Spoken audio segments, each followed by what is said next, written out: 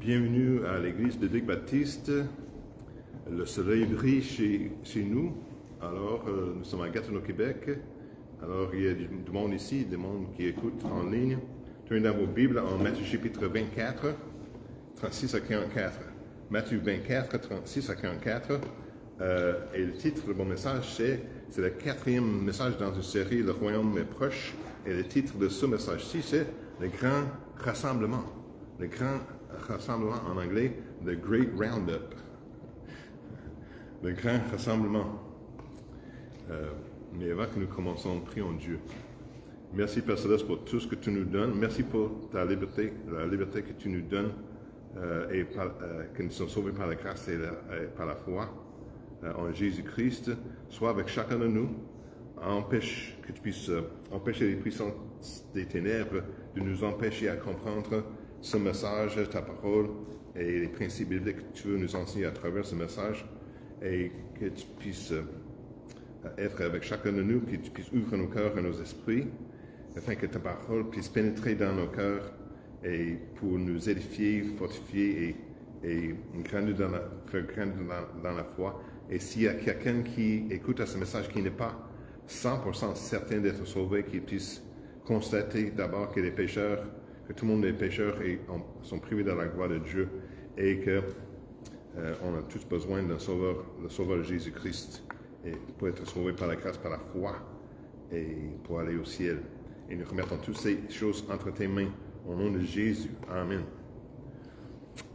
Le grand rassemblement, c'est le quatrième dans une série, message dans une série, Le Royaume est proche. Et ce message pose la question, que trouvera Jésus à son retour? Que trouvera Jésus à son retour? On parle de l'enlèvement, le retour, quand Jésus retourne pour chercher les sauvés, les gens qui ont mis leur confiance en Jésus-Christ comme son sauveur personnel. En anglais, ça s'appelle, en français, ça s'appelle l'enlèvement. En anglais, ça s'appelle the rapture.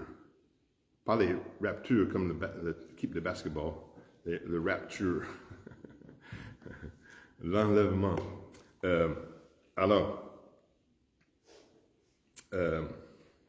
Je veux partager avec vous le moment où Jésus rassemblera tous les chrétiens, tous les gens qui ont mis leur confiance en Jésus-Christ comme leur sauveur personnel, et les emmènera au ciel. Regardons Jean chapitre, mais le texte est en Matthieu chapitre 24, mais on va lire ça dans un instant, mais Jean chapitre 4, verset 1 à 6. L'évangile de Jean 14 et verset 6. 1 à 6.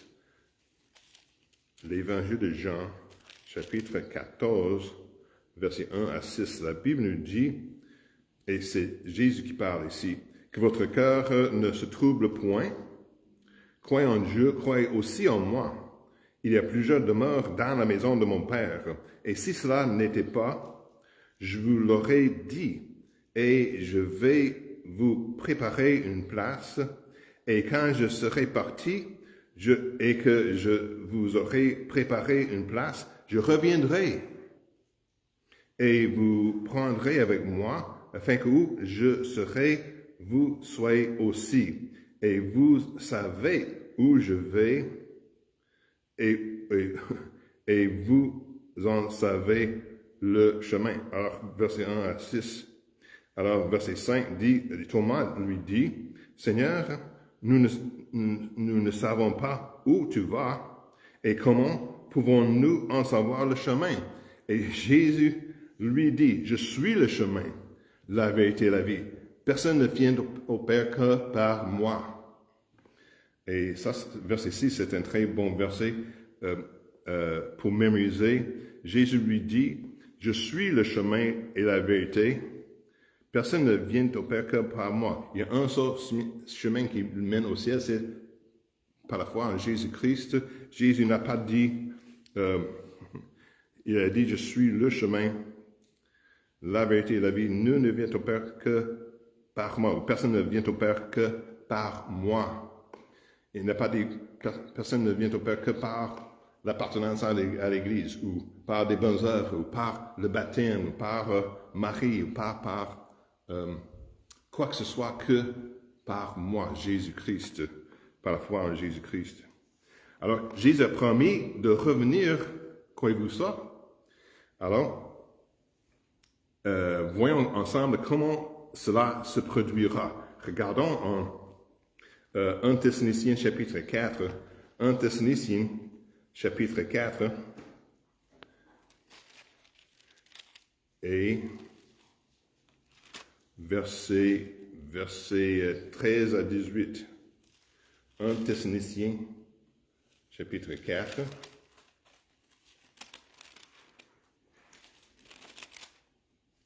J'ai les pages marquées, moi. 1 Thessaloniciens 4, versets 1 à 6. La Bible dit, « Au reste, frères, nous vous prions donc, et nous vous conjurons par le Seigneur Jésus-Christ que, comme vous avez appris de quelle manière il faut vous conduire pour plaire à Dieu, vous le fassiez toujours plus, car vous savez que vous savez quel commandement nous vous avons donné au nom du Seigneur Jésus. C'est ici, en effet, la volonté de Dieu. Je suis dans la bonne place? Oh, excusez-moi. J'ai commencé à verset 1. Désolé. 1 Thessaloniciens chapitre 4, verset 13 à 18. Verset 13 à 18. Verset 13 à 18, la Bible dit, « Or, mes frères, verset 13, 1 Thessaloniciens chapitre 4, verset 13, « Or, mes frères, je ne veux pas que vous soyez dans l'ignorance au sujet des morts, afin que vous ne me affligiez pas, comme les autres hommes qui n'ont point d'espérance, car si nous croyons que Jésus est mort et qu'il est ressuscité, croyons aussi que Dieu ramènera par Jésus pour être avec lui ceux qui sont morts, car nous vous déclarons ceci par la parole du Seigneur, que nous, les vivants, qui serons restés pour l'avènement du Seigneur, nous ne précéderons point ceux qui sont morts, car le Seigneur lui-même descendra du ciel, un signal donné avec un voix d'archange et au son d'une trompette de Dieu, et les morts qui sont en Christ ressusciteront premièrement. Ensuite, nous les vivants qui serons restés, nous serons enlevés avec eux sur les nuées à la rencontre du Seigneur dans les airs, et ainsi nous serons toujours avec le Seigneur. C'est pourquoi consolez-vous les uns les autres par ces paroles. Oui, et nous croyons que la Bible est, dans ce cas-ci, est littérale. Ce n'est pas une allégorie, ce n'est pas une histoire, ça va arriver. Quand j'ai enseigné en école secondaire aux États-Unis, il y avait une dame, un autre professeur qui était dans une autre dénomination qui est venue pour me poser des questions au sujet de ce passage-ci. Et je lui ai expliqué, c'est littéral, nous croyons qu'il y aura un enlèvement. Et chez eux, ils enseignaient que c'est une allégorie ou quelque chose qui n'arrivera pas, que c'est une histoire, que ça ne va pas arriver vraiment. Alors, c'est dommage que les gens, la Bible nous enseigne d'entendre quand Jésus reviendra pour nous prendre avec lui, l'enlèvement, le rapture. Puis, mais eux, ils ne croient pas ça. Ils ne croient pas que ça va arriver littéralement. D'abord, et alors ils ne seront pas prêts. Comment est-ce qu'on peut être prêt s'ils ne croient pas ça? Mais nous croyons ça, tout ce que la Bible nous enseigne. Et dans les endroits où c'est le soir, ou les endroits où ça doit être lu comme littéral dans le contexte, on prend ça au mot littéral. Alors ensuite, nous avons arrivé à notre passage, Matthieu chapitre 24, 36 à 44. Matthieu chapitre 24, 36 à 44. La Bible nous dit, en verset 36, « Pour ce qui est du jour et de l'heure, personne ne le sait, non pas même les anges du ciel, mais mon Père seul. » Alors c'est Jésus qui parle ici. Verset 37. « Mais comme il en était au jour de Noé, il en sera de même à l'enlèvement du Fils de l'homme. Car de même qu'au jour d'avant le déluge, les hommes mangeaient et buvaient et se mariaient et donnaient en mariage jusqu'au jour où Noé entra dans l'arche. Et qu'ils ne connurent rien jusqu'à ce que le déluge vint et les emporta tous. Il en sera de même à l'avènement du Fils de l'homme. Alors, 2 hommes qui seront dans un champ, l'un sera pris et l'autre laissé. 2 femmes qui moudront au moulin, l'une sera prise et l'autre laissée. Veillez donc, car vous ne savez pas à quelle heure votre Seigneur viendra. Or, considérez ceci, que si un père de famille était averti à quelle heure de la nuit le larron viendra, il veillerait et ne laisserait pas percer sa maison. C'est pourquoi nous aussi, tenez-vous prêts, car le Fils de l'homme viendra à l'heure que vous ne pensez pas. Jésus a promis de revenir. Le croyez-vous? Alors, permettez-moi de vous poser cette question. Que trouvera Jésus à son retour?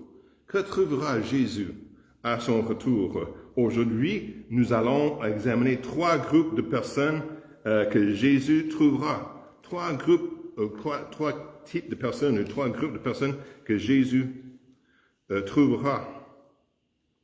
D'abord, à son retour, Jésus trouvera des pécheurs méchants. Des pécheurs méchants. Nous vivons dans un monde qui aime soi-même. Les gens sont égoïstes. Ils pensent ou aiment soi-même.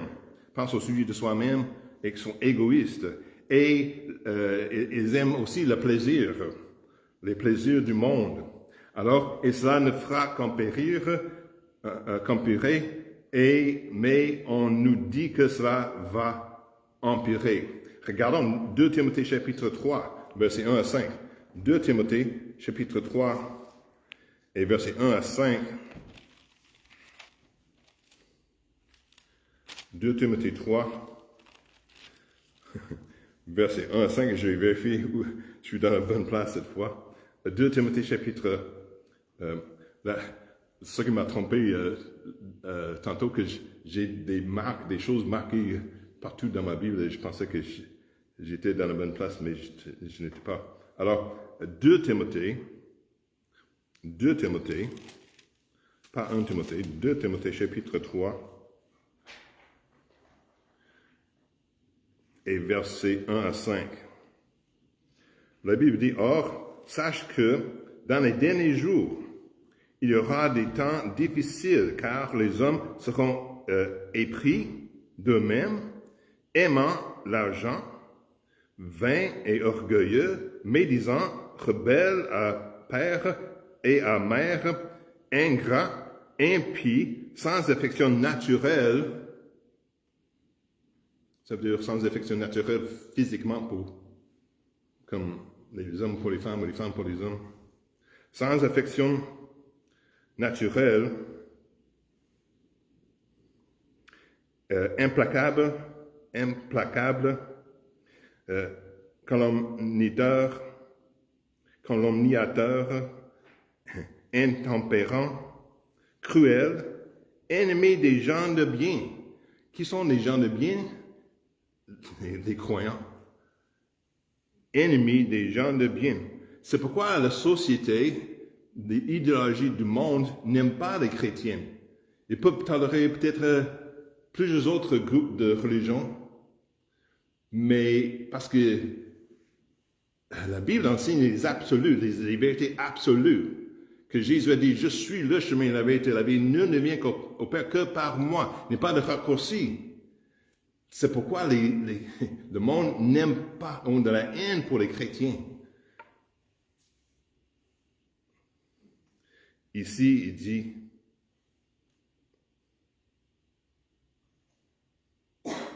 ennemi des gens de bien, traître, emporté, enflé d'orgueil, aimant la volupté plutôt que Dieu. Les voluptés veut dire simplement les plaisirs du monde. Les voluptés plutôt que Dieu. Ayant l'apparence de la piété, mais en ayant renié la force, éloigné aussi de ces gens. Alors, ici, verset 5, ayant l'apparence de la piété, mais en ayant renié la force, ça veut dire les fausses religions. Les fausses religions, il y en a beaucoup. Quand j'ai fait la suppléance, ici à Gatineau, il y avait un autre professeur qui m'a dit, il y a tant d'autres églises, pourquoi tu veux lancer une autre église? Pourquoi tu veux implanter une autre église? Il y a tant d'églises ici, mais combien enseigne la Bible, la vérité de la Bible?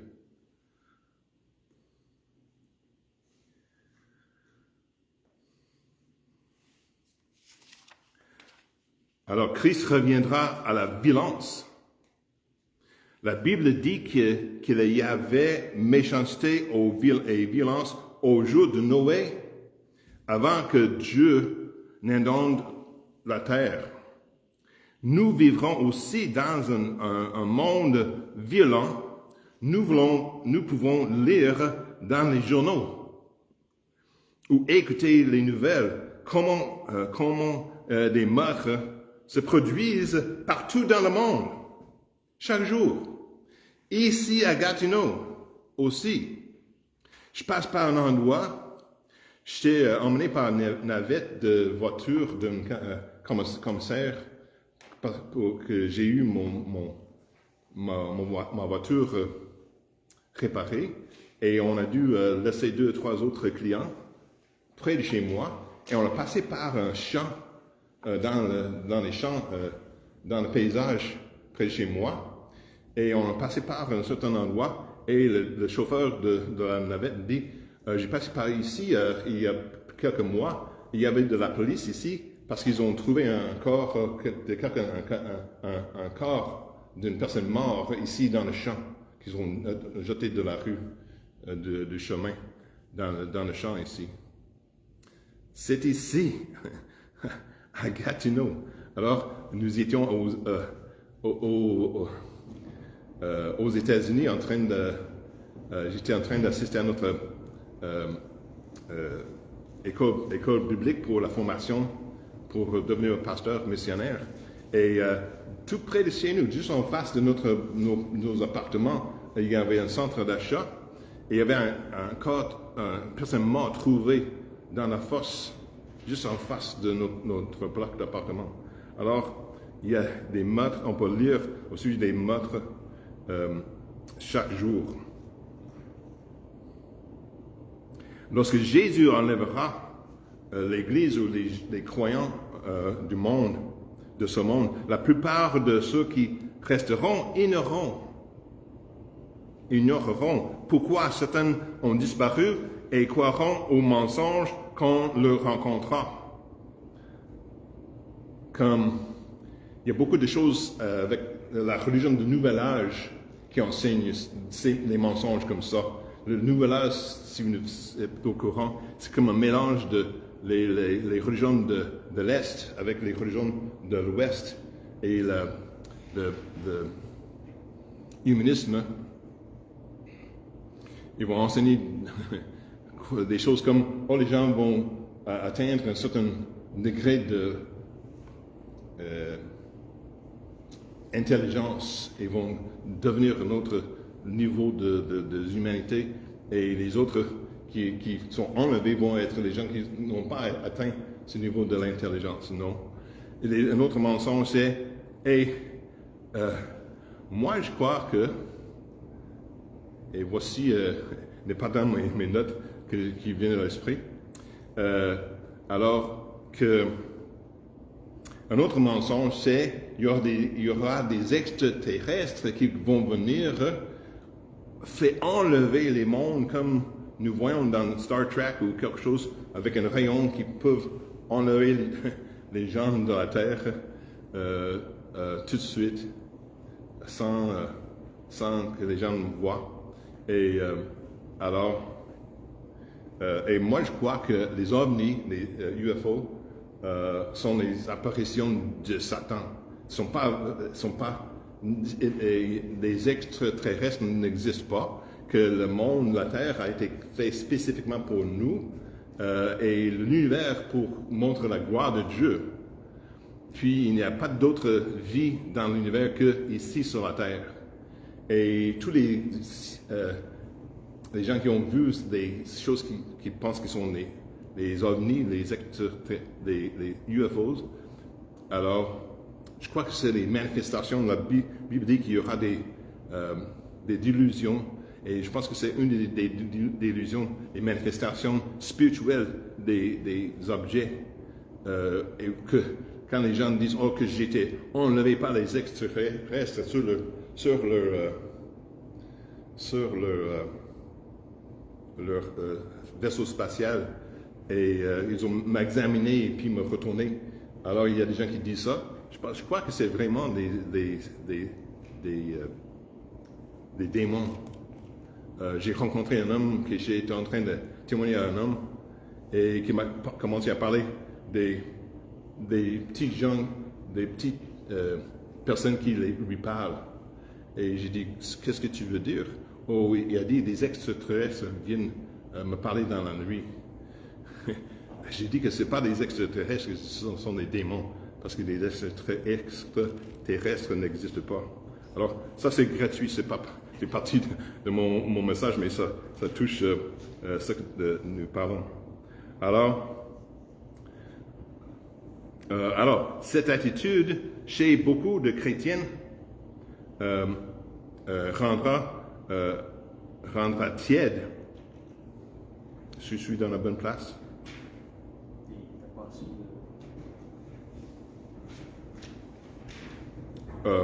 Oui, je viens de lire 2 Timothée chapitre 3. Non. Pardon? À son retour, Jésus trouvera les saints et Ok, c'est où je suis en rendu? Oui. Ok, j'ai pris un chemin de lapin. Alors, excusez. Alors, à son retour, deuxièmement, à son retour, Jésus trouvera les saints fatigués et tièdes. Alors, Christ trouvera de nombreux chrétiens dont l'amour est refroidi à cause du péché. Le péché du monde influencera et transmettra de nombreux chrétiens. Les gens ne voudront pas entendre la vérité et de la parole, mais de la Bible, mais qu'ils veulent entendre, ou entendront des choses qui les font se sentir bien dans leur peau. Alors regardons 2 Timothée chapitre 4, 2 à 5. 2 Timothée chapitre 4, versets 2 à 5. 2 Timothée chapitre 4, versets 2 et 5, la Bible nous dit: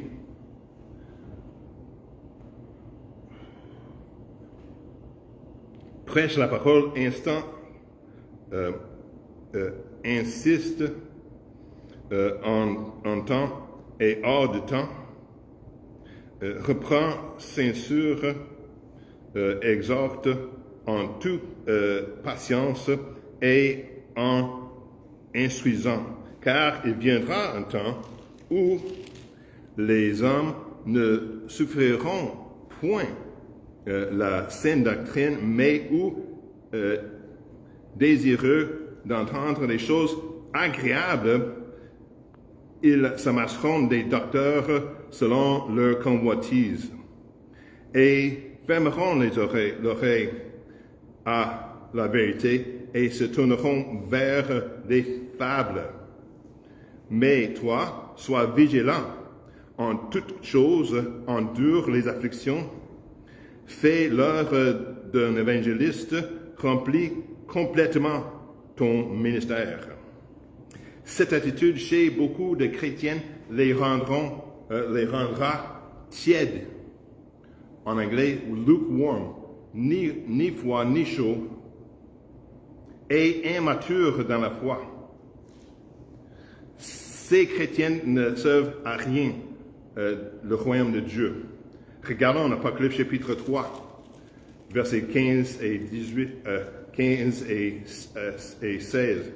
Apocalypse chapitre 3, versets 15 à 16.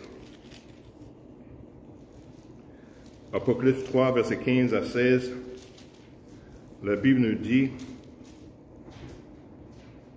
et c'est Dieu, Jésus qui parle ici, écrit à l'ange, verset 15. Je connais tes œuvres. Je sais que tu n'as ni froid ni bouillant. Or que si tu étais froid ou bouillant, ainsi parce que tu es tiède, ni froid ni bouillant, je te vommirai de ma bouche.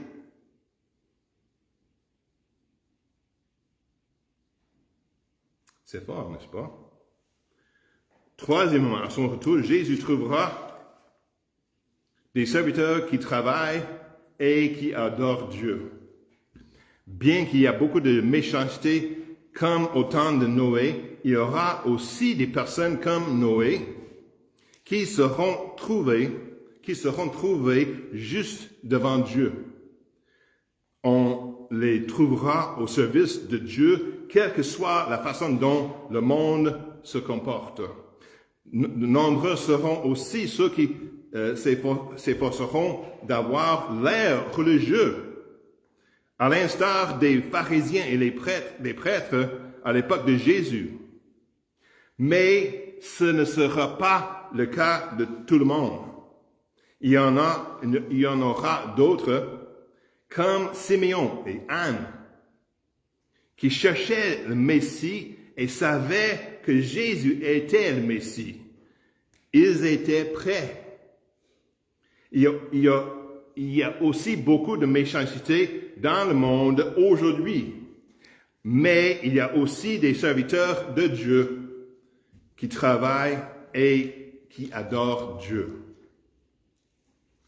Si Jésus reviendra aujourd'hui, si Jésus revenait aujourd'hui, à quel groupe appartiendriez-vous? À quel groupe appartiendriez-vous? Je vais répéter les trois groupes, mais que vous pouvez rappeler. Le premier groupe, c'est à son retour, Jésus trouvera des pécheurs méchants. Deuxièmement, à son retour, Jésus trouvera des saints fatigués et tièdes. Ou, troisièmement, à son retour, Jésus trouvera des serviteurs, des croyants qui travaillent et qui adorent Dieu.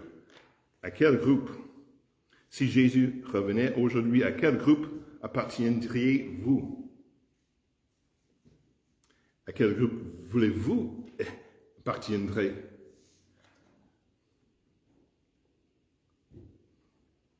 Êtes-vous prêts pour le retour de Jésus? Êtes-vous prêts pour le retour de Jésus? Si Jésus revient aujourd'hui, est-ce que vous serez prêts? Est-ce que vous êtes prêts? Êtes-vous prêts pour le retour de Jésus? Et sinon, qu'allez-vous faire pour régler la situation, qu'allez-vous faire à ce sujet? prions Dieu. Merci, Père Céleste, pour le privilège que nous avons à lire ta parole, d'être rappelés de ces vérités, d'être prêts pour le retour de Jésus et être connaissant que chaque personne que nous voyons, que nous regardons autour de nous, nos voisins, les clients à côté de nous au magasin, nos dentistes, nos chiropracticiens, nos amis, notre famille qui ne sont pas sauvés, qui n'ont pas mis leur confiance en Jésus. La plupart du monde que nous voyons ici dans cette région du Québec ne sont pas sauvés. Ils sont religieux, mais ils sont perdus parce qu'ils n'ont pas mis leur confiance en Jésus-Christ seul pour être sauvés par la foi, par la grâce, par la foi en lui, pour avoir le péché pardonné. Et que la plupart, 95%, 98% des gens que nous voyons ici, dans notre ville, ne sont pas sauvés, qui ont besoin d'entendre la bonne nouvelle que si Jésus reviendra aujourd'hui, est-ce que nous allons témoigner à nos voisins, à nos bien-aimés, à nos entourages? Seigneur, sois avec chacun de nous qui puissions avoir la force, la courage et la connaissance pour partager et le désir pour partager la bonne nouvelle au sujet de Jésus aux autres autour de nous quotidiennement et avoir un cœur pour comme l'œuvre comme un évangéliste, comme que nous avons un trésor à partager que tout le monde puisse avoir avant que ce soit trop tard, que nous voyons le monde avec les douleurs qui augmentent de jour en jour. Sois avec nous, que nous puissions partager ta parole aux autres et que nous serons tous prêts pour ton retour de Jésus. Nous prions toutes ces choses et mettons toutes ces choses entre tes mains au nom de Jésus. Amen. Que le Seigneur vous bénisse. À la prochaine.